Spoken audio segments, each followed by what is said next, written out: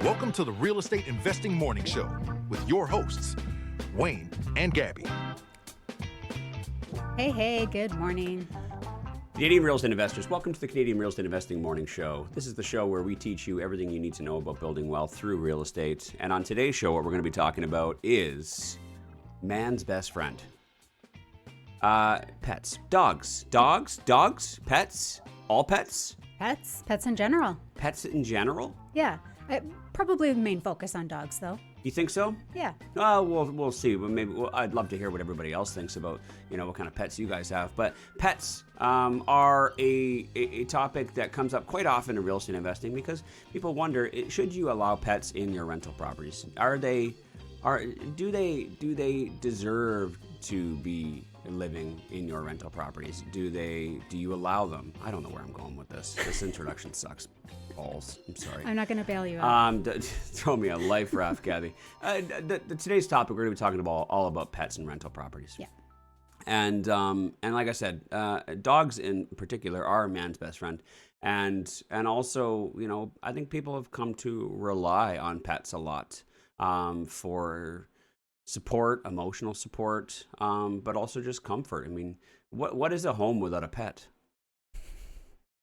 A sad home. For reals, though. Yeah. You know, how many people come home and then it's just empty? Mm-hmm. But you come home and you've got a cat or you got a dog or you've got a bearded dragon. You know what I mean? And what's the first thing you think? If they're not jumping across the room at you, which I kind of weirded out about a bearded dragon jumping across the room and waiting for you at the door. But if they're not waiting for you at the door or at the window or running at you, jumping on you, I think that the feeling of going home and grabbing a mouse and putting it into the tank where the snake is and feeding the snake. You know what I mean? It's just such a peaceful, easy feeling. It's like, oh, wow. Excuse me? How did we end up there? Mm-hmm. And that is not peaceful. That is violence. Some people come home, and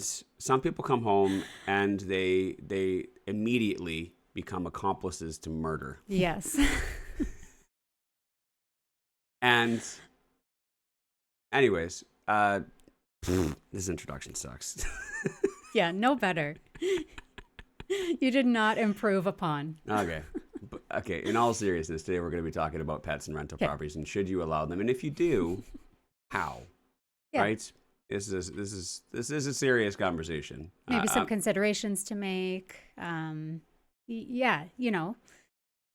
Should you, shouldn't you? What considerations are there? We're going to go through it all. Absolutely. Let us know if you're joining us live, if you have pets. I'd love to know what kind of pets you have. We have pets. Yes. Tell us about your pets. Tell us what they are, what their names are. Send in pictures. We love pets. Absolutely. So like I mentioned, we have pets, and our daughter, Everly, who is our weather girl, maybe perhaps you could tell us a little bit about our pets. And then once you're done with that, perhaps you could tell us a little bit about what the weather's looking like in Canada today. Any day now.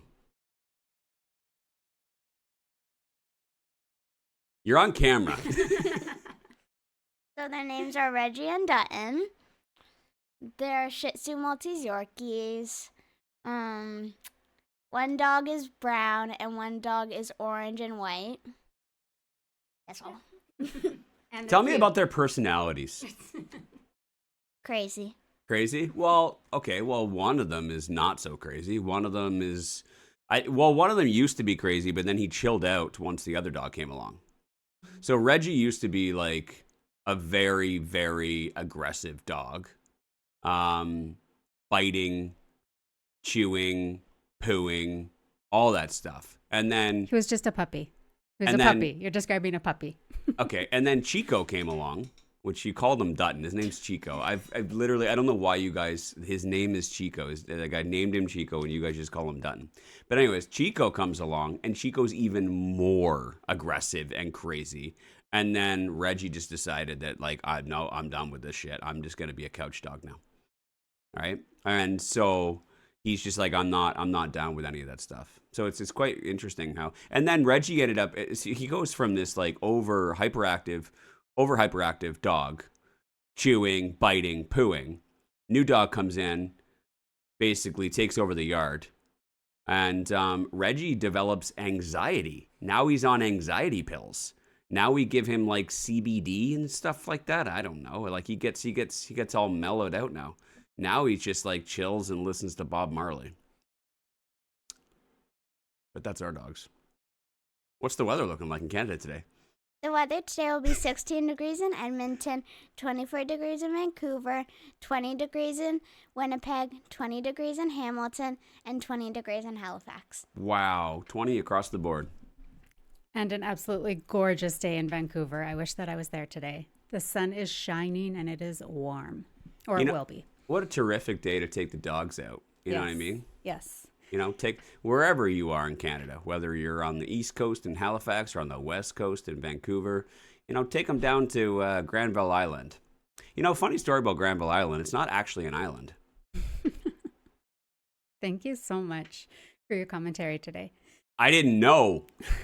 That's all I got there. Yeah. What was very apparent while you were talking about our dogs? Yeah. Obviously, I didn't have my mic. I had given it to Everly, so I just let you talk. But it became very apparent that, and this is probably relatable in your household. Do you guys have, those of you with pets, are one of you, like either you or your partner, assuming you have a partner and you're not just single with a pet, but is there one of you who takes care of the animals and the other who doesn't? And I'm that person that takes care of the animals. And everything that Wayne just said was like, what are you talking about? Do you even know them? Yeah. Yeah. So disregard everything that Wayne just said. What are you talking about? What are you talking about? I don't even know what you're referring to. Well, at you first... can't even get the dog's name right. Okay. This isn't going to end well. It's going to end exactly as it needs to. I can tell you. I'm gonna take a drink of some coffee. Let me tell you something right now. The reason why you take care of the pets is because here's what happened. We used to have another dog. I'm going to tell lots of stories today about pets. And if you're thinking about learning anything about real estate investing, then get out. So we're just going to be talking about our dogs for an hour.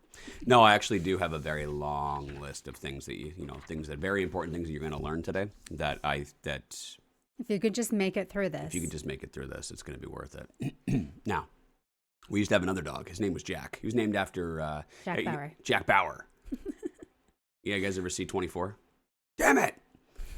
Kiefer Sutherland. Great show. Anyways, I think we watched 24 like 3 times. Yeah.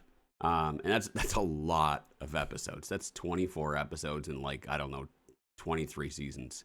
It's a lot of, yeah. Anyways, Jack died. Long story short.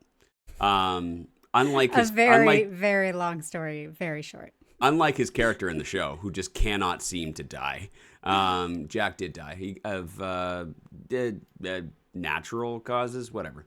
And so, see, Wayne just doesn't know anything about our pets. It's okay. He knows that he died. Anyways, Jack dies. Spoiler alert. And so then there's this period of time afterwards where there's a little bit of grieving, right? But then we realize, wow, we have this whole life without pets. And it was actually it wasn't great. I'm just saying it was a lot easier not having pets around. It was freeing. It was freeing. We didn't have to worry about considerations to be made. Hey, hon, do you want to go out for dinner? We've been out for 7 hours. That'll be 10 hours. The dog's at home alone. There's going to be shit everywhere. And we should probably get home and let him out. God damn it. And so it kind of impeded on our lifestyle of being, young, hip individuals. And so then every now and then Gabby's like, we need to get a cat. I'm like, we're not getting a goddamn cat. Not a big fan of cats. And then she's like, well, we need to get a dog. We're not getting another dog. Look how great our life is. And then so she says that and then she gets the kid involved. And the kid's like, well, I want a puppy. And I'm like, God damn it. And then they send me pictures of puppies. And, there's at least one parent out there who is like, yep, that's exactly how I got my pet. And so when we got it, I said, here's the deal. I will allow it. But I'm not the one that's going to be getting up the first thing in the morning to let the dogs out when they bark to go outside or the dog out. I'm not going to be the one that cleans up the puke and the poo when we come home because, they poo and they puke sometimes. We're gone too long. It's too cold out. They don't like how their paws feel on wet bladed grass. You know what I mean? There's lots of different reasons why dogs will poo inside. It just happens. I get it. I mean, I don't get it. Anyways. But so that's why I'm not responsible for the dogs, because I made it very clear. And then when we got the second dog, I said, just know I'm not responsible for this dog either. And that's how it all came to be. That's the long story. Cool. Thank you. Thanks Okay. for that. And I get it. I get why people love pets. I get it. Yeah. When they come downstairs and then they've got a stuffy in their mouth, and then they kind of like whine and just kind of like rub up against your leg, and they're like, "Come on, play with me," right? And I'm like, "God damn it! I got 3 properties closing next week. I do not have time for this. We got to get insurance set up. We got to get utilities set up." It's all funny because that's all stuff that Gabby does as well. Yeah. It's not stuff that I do. So none of this stuff is actually things that I do. You're talking about all my responsibilities this morning. But I'm too busy to throw this thing. But I get it. It's a nice feeling of being loved. I think that's what people love about pets so much, is what I'm trying to get at. It is wonderful. They are so loyal. And, when you are the person that loves them and walks them and feeds them and gives them treats, all they want is to be with you. Like they just love you. And I grew up with pets. I've had pets my entire life. I've had lots of dogs, lots of cats, lots of hamsters and guinea pigs and mice. And I've never had a snake.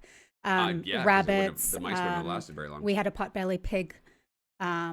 We had, all kinds of animals. Like pretty much name one, and we've had them growing up. And so I am a pet lover through and through. And I used to be that kid that would sucker my mom into getting another cat or another dog or, whatever it may be. So I love pets. I understand the desire to have them, and I understand the quality that they bring to your life, like just how the improvement of the quality of your life. So did your friends all have pets too? More or less. Most of them, yeah. Mostly I wouldn't more? say all of them, yeah. But I grew up in the country where, not in the city, not where everybody was living in apartments and stuff. Like I grew up in the country where, you didn't have fenced yards. The dogs would just roam. You'd go for a walk and you'd come across a bunch of the neighborhood dogs, and, they'd be just out in a pack walking themselves and, that kind of thing. So it was very different than living in the city and having a pet. Okay. Yeah. And I see lots of our listeners, those that are live here with us on YouTube at least, they've got pets as well. I see Carmen, sorry. Hey, Cameron. Carmen. Astro, a terrier cross. A very common dog name. Astro, a terrier cross rescue. Good for you. That's awesome. Yeah. Good for you. And sorry, I'm having a hard time seeing this morning. Stuart says, dogs are worth it. I have a husky, but I think I need a cane corso.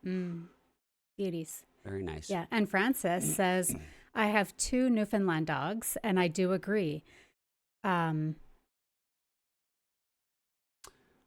not quite sure what that next... Life depends on them. Okay. Our life depends on them. The vehicle we bring every time we want to travel.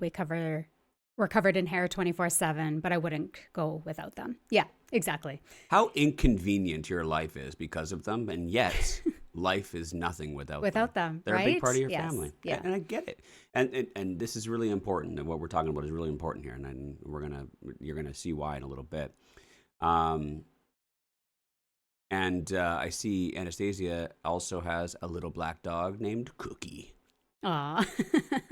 That's cute. That's awesome. I love that name. It's so much love, and there's such a big part of your family. Yeah. And everybody's talking about dogs here, but I haven't heard anything about cats. And I think that's because everybody agrees with me that cats are just not a very good animal or a very good pet. But I digress. Feel free to send me hate mail. Cats are awesome. Cats are great when they're small, but then it's the funny thing about cats is, let me tell you about cats. Can I tell you about cats? You don't really have a choice. Yeah. Think about everybody loves kittens. They're so cute. They Oh my love God. They're so kittens. playful and so cute. Everybody hates cats. That is not true. Nobody wants to admit it because they don't want to admit that they only like baby cats. And that the second the kitten is no longer a kitten, everybody ignores the cat. It's like they leave the bag of food open, they leave the litter box full of shit, and they're like, deal with it. Eat it. This is coming from a guy who grew up with an outdoor dog that just Don't sit there and judge me. that just lived outdoors. Sit You there didn't and need judge to me. love him or walk him. I was a child. I didn't have a choice. I know, but you didn't grow up with pets. Is all I'm saying. All I'm saying is I've seen a whole lot of people pretend like they love their cat, but they don't love their cat. Just saying. Just saying. I don't bullshit on this show. You want the... Anyways, it's where people come for real, honest answers. But sure, you go on, just tell me. I just think you're showing your true colors, Wayne. And that is what? That I'm a dog person? No, that you are a pet hater. Whoa, whoa, whoa, whoa, whoa, whoa, whoa, whoa, whoa. Calm down, Gabby. Jesus. Anyways. When Everly and I aren't home, when her and I are away, we'll come home and like peek our heads in the door, and Wayne will be like snuggled up with the dogs. Shut up. Yeah. Shut up. Yeah. You don't have any proof. He secretly loves them. You don't have He you don't have secretly loves them. one piece Oh, I of have proof. proof. Do you want me to start posting the pictures that I snuck? That is defamatory. No, don't. Yeah. Anyways, we're going to need a commercial break. No, before we take a commercial break, here's what I want to say. Zero value before the commercial. Here's what I want to say. As real estate investors, it's one thing when it's your house. When it's your home that you own, do whatever you want. Do whatever you want. It's your Right. house. It's your decision. It's your money. If something was to happen, the dogs are to do something, it's completely your responsibility. And I think that people get scared when they think about, okay, cool, I'm going to buy another property that another family is going to move into. And I hope that they're as responsible as I am. I hope that they're as accountable as I am. And that if their dog was to do something, that they would take ownership of that and make it right. However, a lot of real estate investors assume or feel that I don't want to allow pets in my rental properties because pets will do damage. Let me tell you a quick story before we take a break. Our dogs have done significant damage. Now, they were puppies, and they haven't done any damage since they crossed over their second or third year. However, puppies, my goodness. Yeah. I can't have a house with nice blinds. Blinds. They ruin the blinds. They ruin the door. Even though these are like 12-pound dogs. Right? They find a little thread. They find a little thread of carpet. And they will tug and bite on that thing until the whole fucking floor is removed of carpet. Right? And then you got to sit there and you got to watch them and you got to wait for them to do it. And here's me in the corner of the room, just sitting here like this, like a pervert. Just watching them. They don't know I'm watching them. And then the second they go over and they sniff it, I'll be like, hey, don't touch. I got to spend all day sitting in the corner there waiting for them to just even a little look at it. And then I'll be like, don't look at it. Don't look at it. It's impossible to tell them, to train them to not do something, right? So anyways, that's my house. What was I saying?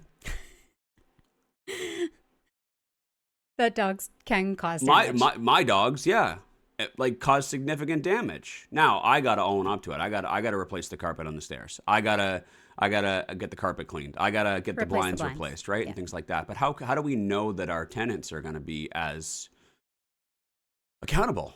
Yeah. And be that actually, they'll actually fix it? Because when we talk about rental properties and damages and things like that, we have a damage deposit or a security deposit. And the security deposit, the most that we can take from a tenant when they move in is 1 month's worth of rent. So that could be $1,000, it could be $2,000, depending on how much your rent is. In a lot of cases, you think about it, when someone, if their tenants were to, if their pets were to do damage, and they didn't clean the place when they moved out, and the doorbell was broken, and they broke the handrail as well, is there enough security deposit to be able to cover all those things? Or are we going to completely deplete the security deposit? And at that point, how much more past the security deposit, do they still owe? And are we going to be able to collect that? It's a risk is what I'm getting at. And as a business, we want to make sure we have as much of a security deposit as possible to be able to cover the damages and repairs and cleaning if they do that. Yeah. I didn't even consider the fact that maybe in the last month they didn't pay the rent either. Right. You know what I mean? Yeah. Now you're exposing yourself to having to collect from these people, taking them to court, going after them and collect from them, which can be very difficult to do, right? Yeah. So that increases our risk for our business is what I'm getting at. So allowing pets is just one more thing that could be an expense that you go after someone for. And that's a higher risk, and therefore it makes this business a little bit more difficult. So I think this is why people are so incredibly... This is where the fear comes from. This is where the fear comes from. Yeah. It's not that they're going to trash the place. It's that if they do trash the place, how do I get the money back from these people? Are they going to own it? Or am I going to be chasing them for years trying to get this money back? So I understand the fear around it. Yeah. But I think that during today's episode, we're going to give you some peace and assurance on that, hopefully, and maybe make it a little bit easier for you to maybe move forward with allowing pets if you choose to. And then so much more I've got on this list that I haven't even touched on. I promise, once we come back from the break, it's all business. I'll stop talking about my dogs. I'll stop talking about my feelings around cats. And we'll just get right into true, honest, reliable real estate investing education, particularly on the topic of pets and rental properties. When we come back. Real estate investors need to treat debt differently than homeowners, and at Kirkland & Brennan Mortgage Group, we understand that. For the last 11 years, we've helped real estate investors plan and build their portfolios. We understand how to help you avoid fees, penalties, getting yourself stuck, and making sure that the deal you're doing today doesn't stop the deal you want to do tomorrow. You can reach out to Keaton, Keaton, at kbmortgages.ca. Put plan in the subject line, and we'll help you build a plan and then realize it for your real estate goals. We also coordinate with the other professionals like your accountant, lawyer, realtor, and we will help you build your portfolio.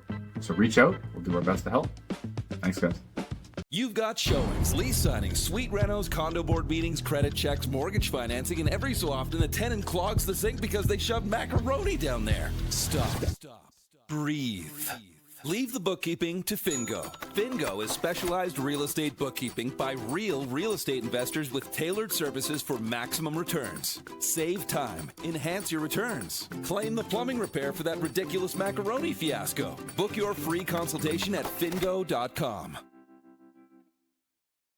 Summer. While everyone's getting distracted, this is when the market gets quiet. Not because the opportunities disappear, but because the people do. Vacations, long weekends, these are the distractions I'm talking about. And that's exactly when serious investors make their moves. At Calvin Realty, this is one of our favorite windows. Less competition, more flexibility, and sellers who are actually open to negotiating. While everyone else is stepping away, we're stepping in. If you're looking to buy right, not just buy fast, this is your edge. Calvin Realty.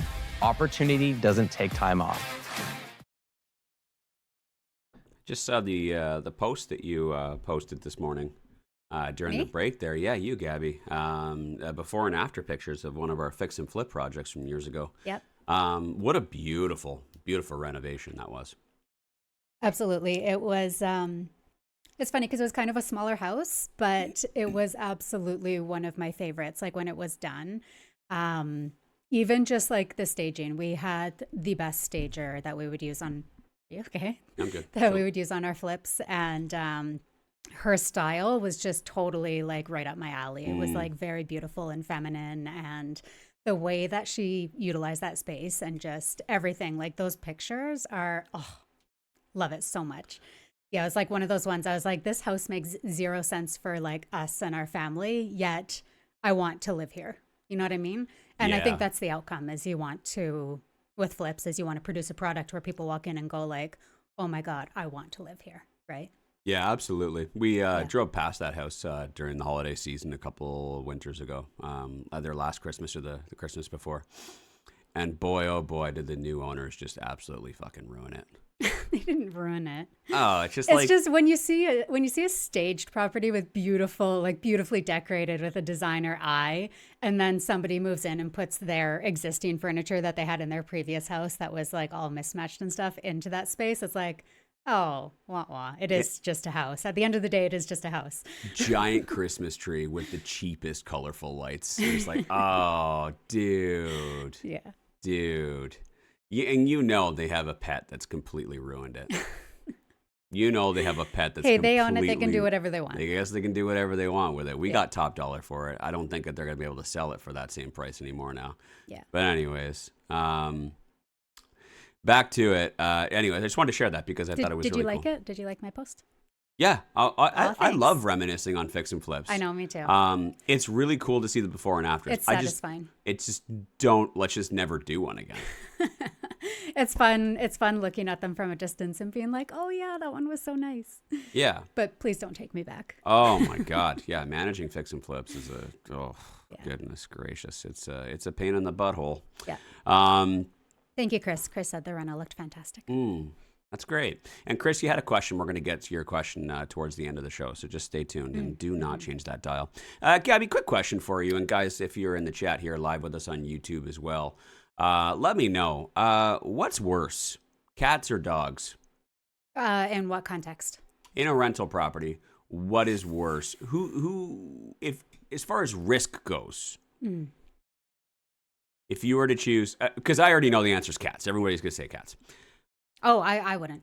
No, I just meant in general. What's worse, cats Oh. or dogs? People would say cats. People love dogs more than cats. We've already established that. But in the context of rental properties and the risk level, the amount of damage that could be done, what is worse? Cats or dogs? Do you just want like a rapid fire answer, or do you want I me would to like talk about it? you to answer the question. Okay.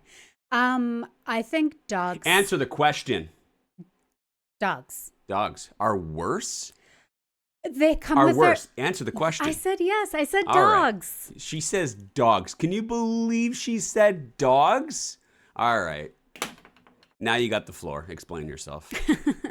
I think that they come with their own unique challenges. And the reason I say dogs is because, with cats, they're all about the same size and they can all do about the same damage. But with dogs, we're introduced to all these different breeds and all these different sizes and all these different things that can happen with all the said dogs. And I just think that when we're talking about the difference between cats and dogs, it's like, okay, cats, they have their nails, they can scratch up walls and window trim and they can pick at carpet, and they can pee everywhere, which can actually be a really difficult thing to deal with. And the odors, if their owners aren't keeping up with them with their litter boxes appropriately and that sort of thing, not cleaning them regularly, and being responsible pet owners, those odors can be very long lasting and can be expensive to deal with remediating. Okay, Yeah. so cats they do have potential to cause quite a bit of damage, but with dogs, I find it like almost more their size in general causes automatically, like bigger dogs, they're how we can get really big ones, can cause automatic like wear and tear on your property. So if it's like carpeted or hardwood, like them racing around and clickety clacking and up and down the stairs on carpets and on hardwood and on all the different floor types can easily cause like floor damage. But the one that I find the hardest to control is that they go outside to do their business, and their business ruins lawns. And that is one of the biggest considerations that we think about when we're like, ooh, should we accept that pet? Is how much damage is it going to do to the lawn? Okay. And is this going to be a problem? So I just think like, I don't know. I think dogs, and I think like automatically you have to expect some sort of wear and tear. Increased wear and tear? Yeah, increased wear and tear, and probably some sort of damage that you're going to have to fix up. But with cats, it's like, I find that they're more like one-off. Like you might I think of all of the cats that we've had in our rental properties and how many times a cat has actually caused damage, and I'm struggling. Okay. That's struggling. fair. So you're using I'm real using world history. data. Yeah, I'm using the history of our rental properties and our Well, experiences. Everybody on YouTube disagrees with you. That's okay. How long have you been investing in real Okay, estate? calm down, Gabby. maybe we can just here. Let me grab the squirt bottle. Just Gabby needs a squirt bottle to cool off. Kirsten agrees with me. She says a dog with a bad owner can do so much more damage.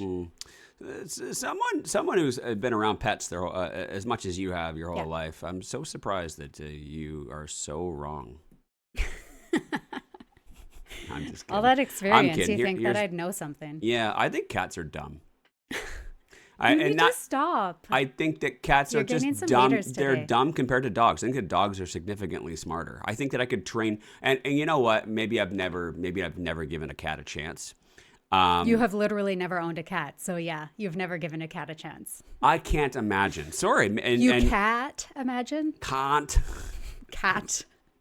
Okay, yeah, that was a stretch. But Okay. I can't picture myself training a cat. I can train a dog. Gosh golly, I can train a dog. I train dogs. To be train dogs. obedient and to listen, right? To understand my tone. I can't, can you train cats? Yes. Yeah. You there was hesitation there. You can't train a cat. I know you can't because cats aren't as smart as dogs. Dogs are smarter. Dogs can be dopey, but dogs at the very least can be trained. And cats are just they do their little thing, right? As kittens, and then they just kind of lounge around until you're not looking, and then they start doing shit. And there's nothing you can do about it. And so I think that cats are significantly higher risk. And you talk about smells. Do people bathe their cats? Typically, no. They bathe themselves. They are self-cleaning machines. Yeah, no, this is I don't even know why we're having this debate. It's this case is closed. You don't even bathe your cats. So you just let them do all their things and then they never even wash themselves. I notice a house that has cats the second I walk in. I can smell it. Well, yeah, and that's... I can't smell it when there's a dog. Well, you can. Not as much. Yeah, but the litter boxes is a serious thing. But here's the thing, you guys, is that with any pet, cat, dog, rabbit, snake, whatever it is that Guinea pigs. Whatever it is that you allow your tenants to have, so long as you are implementing the right systems in your business, and this is the particular system I'm getting at, is doing quarterly inspections, showing up to your property and making sure that the property is being taken care of, which also includes that they're taking care or that they're being responsible pet owners. Okay. Right? If you have a new tenant move in and 3 months later you show up and you see that like where they have the cat's litter box is a mess and it's full of cat poop Okay. and it stinks, that's your chance to rectify that situation. To say, hey, this isn't okay. This is going to cause lasting smells in here. This is going to cause damage. This is going to cause me needing to remediate these smells. We need to get this under control now, Right. in order to prevent damage from happening. And that's your chance. And you give them a week and say, I'm going to be back here next week and I'm going to verify that this is all being cleaned up and taken care of. And then check mark, okay, they listened, it's being taken care of. And then 3 months later, you're going to show up and is it still a mess or are they being responsible pet owners? And sometimes it's just a little wake-up call that they need that says like, oh, this isn't okay. I need to be better. I really don't want to lose this rental property. I need a roof over my head. This is the rent I can afford. And they smarten up. Hopefully. Right? Yeah. So it's these little systems that you can put in place. But if you are a landlord who just puts your tenant in, accepts their cats and their dogs and their guinea pigs and all the other animals that they have, and then you don't check in with them, maybe even a year later, you're like, send them an email, you're like, hey, bud, you want to renew? And they're like, yeah, bud. and you're like, hey, great, bud, here's a renewal, and you e-sign and you still don't show up at your property, and you do that a couple times, and then 3 years later they move out and you go in there and you're like, what the fuck? Yeah. Like, and the baseboards are all chewed up and the carpet's destroyed, and there's 6 litter boxes because instead of cleaning one, they would just get a new one. Yeah, you're going to have a problem. Yeah. Right? You're not taking it seriously. And so you talked about, other animals and things like that. Do you, maybe want to talk about, let's just talk about pet restrictions in general here, because, are there pets that you will not allow? And then what is your feelings? Follow-up question is, what is your feelings towards pet restrictions in general, with rental properties? Say that again. Are there any pets that are like we will not no-go? take these pets? And then the follow-up question is, what is your general feelings around pet restrictions? Okay. So are there any pets that we will not accept that are like a no-go? I'm under, like, the way that I operate is like, tell me what you got and let me consider it. I don't have a list that says like, nope, never allowing this type of pet. Okay. I don't have a list like that. So I will consider any animal, a regular pet. Sorry, not any animal, but one that would be considered a regular pet. And is permitted in the city? And is permitted in the city, yes, of course. Yeah. So long as they're able to tell me how that'll be managed. Like we've had rabbits, we've had fish tanks, we've had cats and dogs. I'm trying to think of if we've really had anything else. I think that we've had a few different rabbits. Yeah. So yeah. I have no idea. So long as they are taken care of properly, I don't really have a problem. I just want to know that whatever pets they have aren't going to cause damage. Okay. Right? And, but in some cases, we talked about city restrictions. Within city limits, some pets are not allowed, or what people would consider a pet is not allowed within city limits, perhaps like goats or something along those lines. But if you own a property that is a condominium, there might be condominium bylaws that have restrictions for certain types of pets. Certain breeds, certain sizes, certain pets, maybe number even of pets. Number of pets. Yeah. I think I can think of 2 properties two condos that we own, complexes, where the bylaws say that you can only have 1 pet. Yes.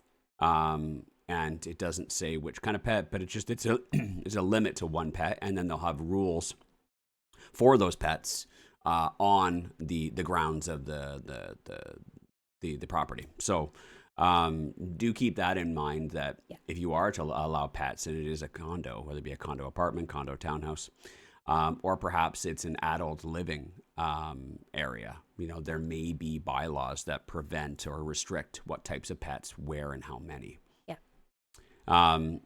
And so another one with condos as well is specific dog breed restrictions. Yeah. And some bylaws are very easy to read. They're very clear, black and white. Other condo bylaws are very vague, and they leave it open to interpretation. And spoiler alert, it's not your interpretation. Yeah. And there's nothing you can do about it. If you say, can this tenant, this is their pet, can you approve it? And they say no, and you think that their reasoning is BS, there's nothing you can do about it. Yeah. You're just at their mercy. So yeah, we have one in particular that's super vague, and we've been like, but this, and they're like, yeah, no. Like, yeah, okay, we talked about it. No. Sorry. You are not approved, unfortunately. And also, I mean, some bylaws, they're so vague that almost say that, like, yeah, we allow pets until we don't like your pet anymore. Right. Some of them will say, yeah, we allow pets, but if we give you a written notice to remove the pet, you got to remove the pet. Yeah. I'm like, dude, like, that's not fair. Yeah. So we're just supposed to, like, hope for the best. Yeah. And either move in, or in this case, as investors, to a tenant says, hey, is this pet approved? And we say yes. And then they start walking their bulldog around or their boxer around. Mm-hmm. And then someone complains and cries to the condo board and says, hey, oh, this dog's been barking at me. It scares me. And then suddenly the condo board says, yeah, we got a couple complaints about your scary dog and how it's barking at people, so therefore we need you to remove it. Right. That's not cool. And that's a huge risk for you. And not just, whether you should or shouldn't, but also when you are analyzing properties and doing your due diligence and you want to be a property, a rental property that allows pets, do be aware that that is a risk.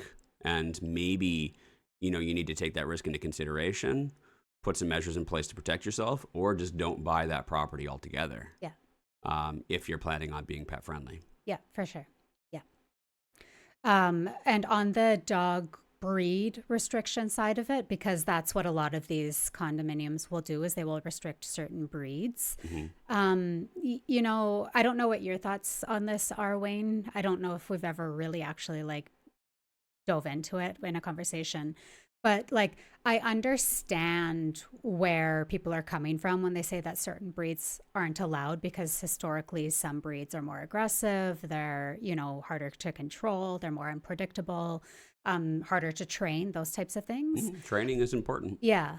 And so I understand where they're coming from. And of course we respect, when they have those restrictions in place. But for me, just as a property owner in, our single family properties that aren't condominiumized, I don't, just like I don't have a list of pets that I don't allow, I don't have a list of breeds that I don't allow either. Okay. Yeah, I will take each one into consideration. And I'm more looking at the owner and who the owner is and how they communicate with me about their pet and what they tell me about their pet and how responsible I think they are as a pet owner, more than what their actual breed is, if that makes sense. Yeah, it does. It makes total sense, because honestly, it's all about just focusing on, and I say this a lot, about focusing on what you can control and accepting the things you can't. And I accept the fact that I cannot control a dog. You can only train them so much. Yeah. But when you're not around or when you're in public and they're in a different surrounding, sometimes the pets are going to react or do things that are outside of your control, right? But it's your responsibility as the owner to take ownership of that and to take responsibility for that. So if they are to do something or they are to take damage, who is the owner, and how did they handle this situation? Are they going to take ownership of it? So like Gabby said, if they can explain and prove that they're honorable people, yeah, and that they're going to do what they're supposed to do and that they're responsible pet owners, then yeah, we can, that's what we can focus on. That's what we can control, is we can control who we accept as a responsible, honorable pet owner. We can't control what the pet's going to do, right? That's always just a risk. It's a variable, right, that we can't control. Yeah. There's you were talking about pet sizes. Yeah. And so recently I went and did a viewing at a property, and really nice woman, got 2 dogs, and they always, they always talk about how great their dogs are and how they're total couch dogs. But this, she has two dogs, and this is not a condo. This was in a single family house. She has 2 dogs, English Mastiffs. And I didn't know what an English Mastiff was. So she says they're two dogs, English Mastiffs. And I'm like, that could be this big, that could be that big. That means absolutely nothing to me. I am not a dog breed expert. But I had a feeling that these are large dogs. And I said, oh, okay, cool. And if you don't mind me asking, how big are they? Oh, well, Sally's 204 pounds, and Chungus is he's 220 pounds. I'm like, Jesus Christ. Those aren't the real names, by the way, but I just thought it'd be good names for dogs. I'm like, Jesus fucking Christ, how big are these dogs? I'm like, and then so after she left, I quickly pull it up on my phone. I'm like, those are some big ass dogs. Yeah. Those are some big dogs. But she's like, they're total couch dogs, and they're just big dopes. They just lay around all day. They're done with their puppy face. And I'm like, okay, these sound like the kind of dogs that would run through the wall like a Kool-Aid man. I'm like, you get the little dings in the fridge. This would literally put a giant ding, dong in the fridge. Anyway. Did you like that? Yeah. I don't know if it really worked or not. I don't think so. Like these are big ass dogs, and there's 2 of them. Yeah. There's 2 of them, and I was like, yeah. So I actually sent a message to Gabby, and I'm like, And I don't remember how you reacted, but I do. I do recall you reacting in a bit of a, Okay. oh boy, I'll tell you kind of reaction. Yeah, I'll tell you exactly how I reacted, because immediately in my mind, I'm not judging the dogs. I don't think that they're going to be terrors and Kool-Aid Wall busting through the wall. That's not where my brain goes. I bet that she's right, that they probably do just lay around on the couch and are lazy little turds all day. Yeah. I think that that's probably true. What I immediately was thinking about, though, was the yard. Yeah. I was like, these two giant dogs that probably take giant pees every morning and giant doo-doos multiple times a day all over the yard are probably going to destroy the yard. Oh, for sure. And so that is automatically where my brain went. But I don't think that they actually applied, because I don't remember looking at an application in this particular situation. They applied, yeah. Did they? They applied, yeah. But okay. We went with somebody else. Okay. Yeah, I guess I didn't even realize it. Yeah. But had I thoroughly been, like seriously considering them down the line, I would have been thinking about like, okay, are these like a super solid applicant? Like, are they showing that they are very responsible? They have great credit. Was the gut check really good? Do they seem like really good people? And do I feel certain that, that they're not going to cause damage themselves and that they're going to be able to afford to pay the rent while they're living here? Like, I would want to make sure that they're really, really good, solid applicants, because then I know, even if they do scorch the yard and I need to do something about it at the end, that I should probably have a full security deposit to do that. Yeah. Or that they'll repair it before they leave because they're responsible people, right? So I'm looking, again, more at the person than I am at the actual pet itself. Because it is, like you said, it's a variable that we cannot control. Yard damage is, I would say yard damage is my biggest fear, is because it's one of those things that it is not a cheap repair. Yeah. And it takes time to fix. Well, what you do is you have to, fertilize it, seed it, and basically have someone out there watering it twice a day, at dawn and dusk. And it's not just the fertilizing and the seeding, it's someone going there twice a day at those hours for weeks before it actually gets to a point where it comes back to life.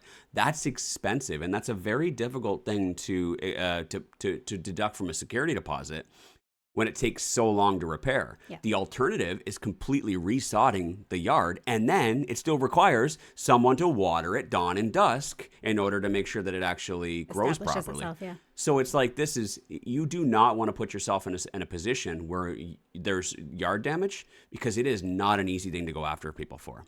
It's not. So I would say it's arguably one of the biggest risks with accepting dogs is yard damage. It's funny, I talked about the English Mastiff, and earlier Stuart was talking about he wants to get a King Corso, so he says here that Italian Mastiff is better than an English Mastiff. Better or bigger? He said greater than. Yeah. So I think greater than as opposed to bigger than. Okay. Or English Mastiff eats Italian Mastiff. I don't know. You're going to have to explain your work. Explain your work. But so ironic, I didn't know what an Italian Mastiff was. I Googled it. An Italian Mastiff is a King Corso. Oh, okay. And so now I know what a King Corso is. And let me tell you, Stuart, in all honesty, a King Corso is a mean-ass looking dog. That's the kind of dog that looks like he guards scrap metal. Okay? That is a junkyard dog. That is a junkyard dog. That is a dog that you do not... Look at that face.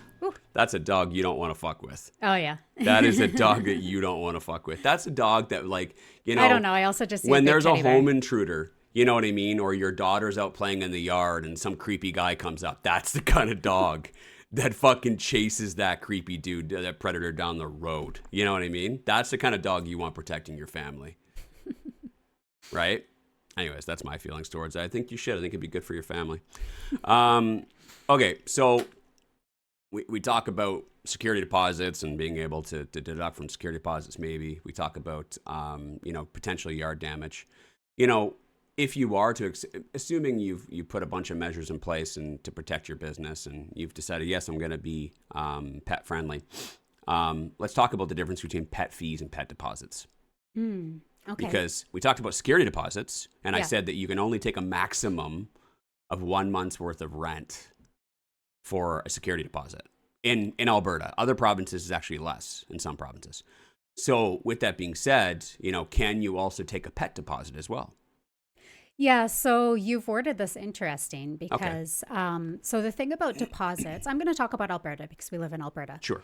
The thing about deposits is that when you take a tenant, when you take on a tenant, you can only charge them a deposit equal to the amount of rent. Like that's the maximum that you can take. You cannot exceed the amount of rent that you are charging in the amount of deposit that you take.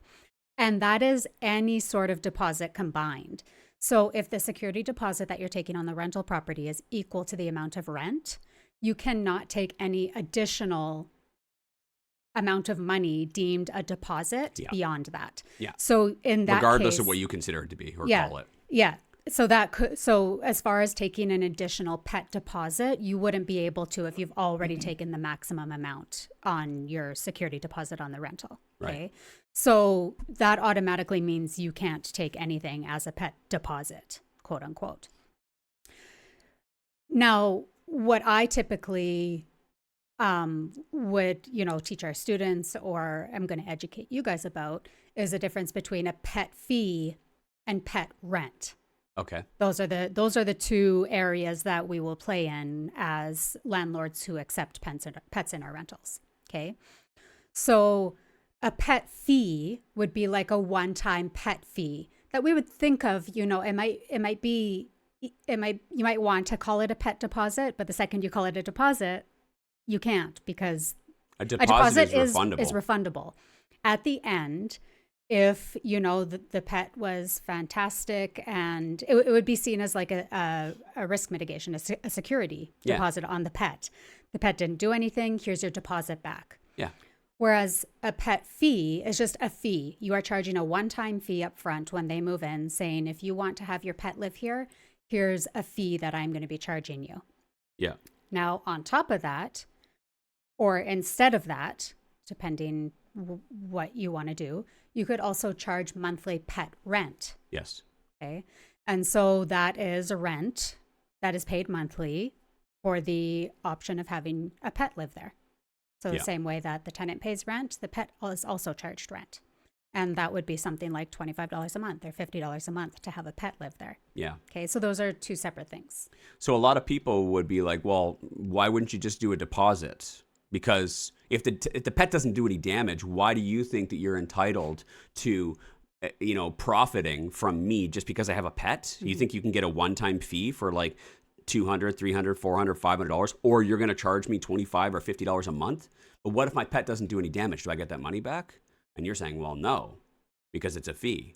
Then that almost sounds like you're trying to take advantage of a situation and you're being greedy. Mm-hmm. But it's not just about the immediate damage that's being done. It's about the long-term damage that's being done. And we talked earlier about wear and tear. Wear and tear. And there's this weird thing about like, if a pet was if the carpet looked worse after they moved out, how do you consider or define wear and tear when there's pets in there? Because if it were just humans with their socks and their bare feet, not a big deal. Pet goes outside, dog goes outside, or cat goes outside, whatever, and starts rolling around in the mud, or, it's raining out, or it's winter and they've got, mucky, paws and stuff like that. They come back in and then they go lay on the floor. Or they do the zoomies. They do the zoomies, right? And it might not be noticeable in that moment because you vacuum and then you steam clean afterwards. But over time, what it's doing is doing long-term, wear and tear. Much more wear and tear than what a normal human would do. So what's actually happening is there's more of an increased wear and tear on a property. And that's why we like to do pet rent instead, or a pet fee, right? Yeah, absolutely. And, Because, sorry, I thought you were going to continue. I was going to keep going, but I wanted to, because of the fact that the increased wear and tear. because we need to be able to capture those costs. Yeah. And sorry, I was going to continue. Okay. I was just It seemed like you were wording it changing the differently. subject. I'm like, I was waiting for you to answer or finish what I was saying. Because what's going to happen is you are going to, maybe before you would have gotten 10 years out of that carpet. Yeah. But now that you've accepted pets and there's been, large breed dogs living there doing zoomies and coming in and out of those, mucky days and wearing down the carpet, going up and down and up and down and up and down, you might need to now change that carpet after 5 years or 7 years instead of 10. So you've just lost 3 to 5 years off of the lifespan of that carpet, right? So we're not looking at these fees as, ooh, I get extra cash flow in my pocket now every month. I'm going to take that $50 that I'm charging them and I'm going to, I'm going to go get my nails done every month now because I made $50 extra on my rent. That's not the point of it. The point is that you are going to have increased replacements of frequency of replacements of some of the items in the house, and you want to make sure that the money that you're collecting is building to be able to afford that increased frequency of needing to replace them. Assume that you put all of your cash flow or a percentage of your cash flow into the reserve fund as an allocation towards future repairs and replacements, like floors, painting, baseboards, doors, etc. And that money is there specifically for those replacements in 5, 7, 10, 15 years from now. And you allow pets, what you need to understand is that the frequency of how often you replace those items is going to be increased because of the fact that you're allowing pets. They wouldn't need to be replaced nearly as often. And it might not be much, might be an extra, maybe 10% or 20% or sometimes 50% increase in frequency. Yeah. But those are extra costs and expenses that need to be captured somewhere. Yeah. And if you're going to allow pets, it will actually affect your bottom line in the long term. Yeah. And I know it's hard to see right now, but in the long term, look at us from experience. This is why we teach what we teach. You can allow them, just make sure you're collecting an extra $25 or $50 a pet, which, adds up to $600 a year, which adds up to, over the span of 7 years is $4,200, right? Which is the cost of repairing the carpet, for example. You know what I mean? Whereas maybe the carpet would have lasted 12 years before. So this is why we do these things, and this is why and it's explaining, understanding this helps you when you have a tenant that says, like, why are you charging me? You can explain to them. Yeah. Be honest with them. In the comments here, Victoria made a really great point. She said that she mentioned HVAC. And so when we think about heating, ventilating, and air conditioning, when we think about, that system in our rental property, when you have a pet and you have pet hair filtering through your ducts and, and your furnace and the filter and all that kind of stuff, not only are you needing more frequent replacement of the actual furnace filter, but you actually have increased getting the actual ducts cleaned. Mm-hmm. Yeah. So if you talk to an HVAC specialist and say, like, how frequently should I be getting these cleaned? One of the first questions they'll ask you, well, there's two. Do you have pets? Mm-hmm. And are you in a new construction area? Mm-hmm. Because those two things will really determine how much hair, dirt, all that kind of stuff is flowing through the system and gunking up those systems, right? Forcing your system to have to work overtime and harder, which puts an extra increased wear and tear on the parts and components. Yes. Yeah. So it's not just your carpet and your flooring and your baseboards, and your walls and stuff. It's also the furnace as well, which is arguably, in the top 3 most expensive replacements. I want that furnace to last more than 25 years. I don't want it to crap out in the 21st year. Yeah. Because if I own it for 40 years or 42 years, that means I had to replace it more often, right? You want to get the most out of these components. So this is why we take pet fees. It's not for profitability, like Gabby said earlier. It's an allocation towards increased wear and tear, which means increased frequency of replacements. Yeah. So generally speaking, $25 to $50 per pet is what we would normally charge. Mm-hmm. Now, in the event we talked earlier that, there are damages, and you'd have to be able to understand what the differences are between damages and normal wear and tear. Yeah. It really depends on when they moved in and what the condition of it was at that time. Mm-hmm. And then you can make that justification, whether it was a damage or not. You know, if they found a loose thread on the carpet and they started pulling on it and basically pulled all of the carpet off on one step on the stairs, then yeah, that's damage. But, you know, if it's starting to get a little discolored and you kind of see that like black kind of track, you know, going up the middle of the stairs, like almost like a And it's stairway. worn down. Yeah, it's worn down, then that's wear and tear, right? And or that one spot in the living room where the big, you know, Italian Mastiff sits every single day for 5 years, that's wear and tear. You know what I mean? That's just normal wear and tear. But if that sucks and you're like, oh, well, that sucks, they ruined my carpet. Well, that's why we're collecting $25 to $50 a month is for that when they move out, we're going to probably have to replace it. Yeah. Probably 3 to 4 or 5 years sooner than what we were planning on doing and every other property because there isn't that black circle there from where the Italian Mastiff sat, right? So just this is why we do it. Now, Gabby, we've had hundreds of tenants, hundreds. How many times has a pet done damage in our rental properties? Like actual damage. Actual damage. How many times, like, because people are scared that the pets are gonna ruin the property. They're gonna trash the place. They're putting that up there with meth addicts. You know what I mean? Like, oh my God, they're gonna pull all of the copper out of the walls. Yeah. They're just assuming that they wake up and they choose violence. Yeah. Pets. Yeah. How many times have we actually had pets that have done damage? You know, like I want to say never really. I guess I can, like, the one that's sticking out in my mind is we did have a dog, a quite large dog that got sick. Got sick and puked and pooped all over the carpet in one of our properties. And that was some legit damage. That was not coming out. Coming out both ends. This dog was just like all over the house, just shitting and puking everywhere. Yeah, and the tenant came home to it, unfortunately. Yeah, the tenant was at work, and obviously, you know, this doesn't reflect on who she was as a pet owner because she was a very responsible pet owner, actually. Yeah. And she actually contacted us and said, like, oh my God, like, this happened. I tried to clean it. It's not working. I don't know what to do. And she was freaking out. So this was an unfortunate situation, but do you remember how it ended?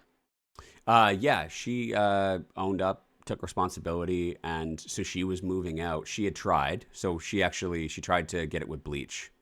Oops. Yeah, it's just like a lapse of judgment, and she mixed a bleach solution onto the carpet and made it ended completely up worse. Bleaching the carpet instead of taking out the stain. Yeah, she owned that, and she was moving out, and she explained it. And then what ended up happening is that we say, okay, well, we'll take care of. We had to find a carpet match.